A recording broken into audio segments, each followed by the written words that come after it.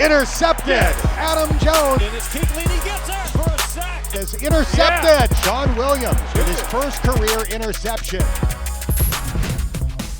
What's up, everybody? Move the Sticks. DJ Bucky here. And Buck, we're looking at the 3 undefeated teams in the National Football League. Yeah, you're talking about 3 teams that have a lot of interesting traits on both sides of the ball. Offensively, we've talked about those. But today, we're going to take a look at the defensive side of the ball and which team has more playmakers at certain positions. Yeah, so what we've done is we've kind of created this Move the Sticks index. And what we do is we go through each position group. And what we do, we assign a ranking from 1 to 3. 3 teams, 1 to 3, 1 being the best. So it's like golf, low score wins. Low score wins. As we go through each of these position groups, we've already done it for the offense. You mentioned that. You can catch that video on YouTube. We're going to do the defense today as well as coaching, special teams, and we're going to give you our overall score for where we view the rosters of these 3 teams, Buck. And I thought if we start off, let's start off and let's work front to back. Let's start here on the defensive line. And when I look at these 3 teams and break them down, to me, I start with the Cincinnati Bengals as my number 1 in this group. Then I go to the Carolina Panthers at number 2,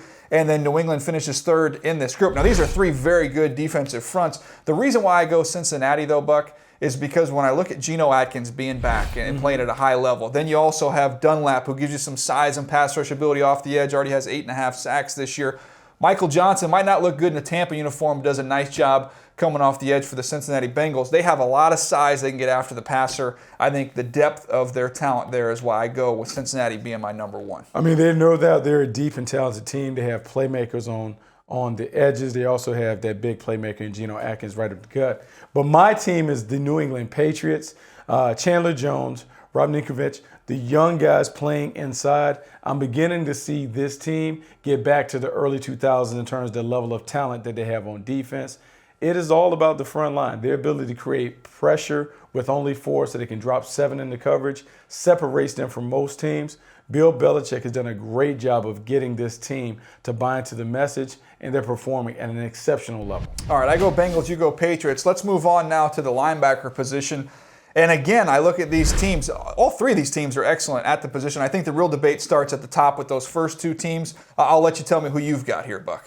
Yeah, I mean, it starts at the top. I'm going to go with the Carolina Panthers, Luke Kuechly, Thomas Davis, Shaq Thompson. That trio on the inside for the Panthers sets the table. Kuechly and Davis are monsters. Outstanding instincts, awareness, toughness, physical. They can drop in the coverage and take passes away. We saw Thomas Davis interception at the end of that Green Bay game to clinch it.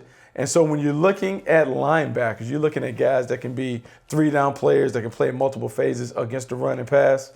The Panthers have a perfect collection of guys that allow them to do a lot of different things at the second level. I appreciate that order. I have the exact same order. Carolina Panthers, to me, is the best linebacking core in the NFL. The reason why I say it's close is because that's how highly I think of Jamie Collins and the way he's playing right now for the New England Patriots. The speed, the ability to cover, blitz, do anything you want to do. And then Dante Hightower is a player that can force the run inside. I think these guys play off of each other very well. That's why I have Carolina 1, New England 2, Cincinnati 3. Same order as you. But I do want to mention there, when you look at the New England Patriots, man, they're playing at a very high level at that linebacker spot. Yeah, they are playing at a high level, doing a great job of getting it done. I like how they've been playing. I think they'll continue to play well. In the secondary, how would you rank and pull off that secondary? Well, again, I mean, these teams are undefeated for a reason because they're balanced, but I would go the Cincinnati Bengals first. And I know you could say, okay, maybe no individual player in their secondary is a Josh Norman or is a McCourty, but I'd have them first because of the depth that they have. Carolina would be second for me, New England third. But when I go to the Bengals, Leon Hall, Kirkpatrick, you got Pac-Man, Adam Jones. They also have Denard. They've got 4 guys or first-round picks, 4 first-round corners, and they've got safeties that are playing well. So overall, the depth, they can match up. You want to go 3-4 wide, they can throw corners out there to be able to match you. So that's why I went with the Bengals number 1. I mean, it's hard to argue. I mean, so many players, so many veteran players making key contributions. I'm going to go on the younger slant. I'm going to take the Carolina Panthers in the secondary. Josh Norman is playing as well as any cornerback in the National Football League. Ben Wickery. Since those guys entered the lineup, they've really shored it up. I think they've reeled off 11 or 12 straight games. Also, in the deep middle, Trey Boston, second-year player from North Carolina, has helped them. So even though Roman Harper is still back there kind of directing traffic as the traffic cop, the young guys are showing that they're ready to play. And when I look at it, they just do a great job of not allowing big plays, and that's part of the battle. Yeah, Roman Harper, to me, it's amazing. They kind of cover him up and put him in positions where he can be successful. All right, let's move on now. We've got defense, linebacker, secondary. Let's go on to special teams here, Buck. Where are you leaning? I'm leaning towards the New England Patriots. The New England Patriots do a great job of creating production in the third phase of the game. It is not really talked about, but it's one of those things that you have to devote to. You got to devote your craft to working on those kicking team units. I've seen these teams do it. Bill Belichick is a master playing situational football. His special teams get the nod in my mind.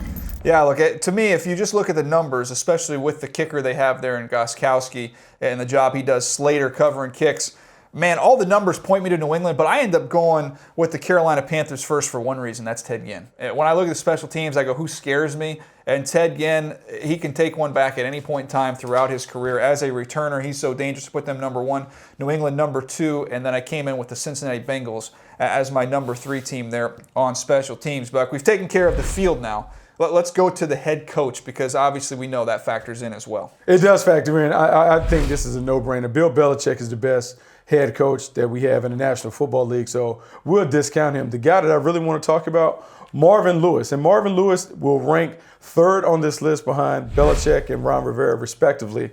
But what I like about what he's done with the Cincinnati team, they play well together. They're understanding situational football and how to play complementary football. The job that he's done in hiring Hugh Jackson has helped his young quarterback blossom.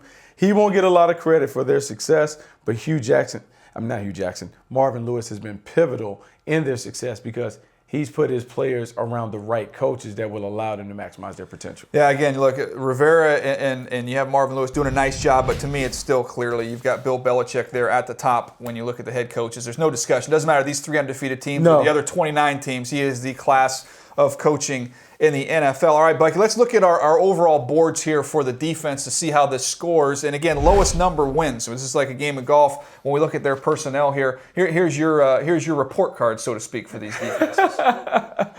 My report card, there you see it. The New England Patriots surprisingly end up getting the nod, but part of the reason is coaching, special teams, and their D-line play, to me, is superior. I like the Carolina Panthers right behind them. The Bengals are a team that they just kind of do it with smoke and mirrors, getting a lot of production.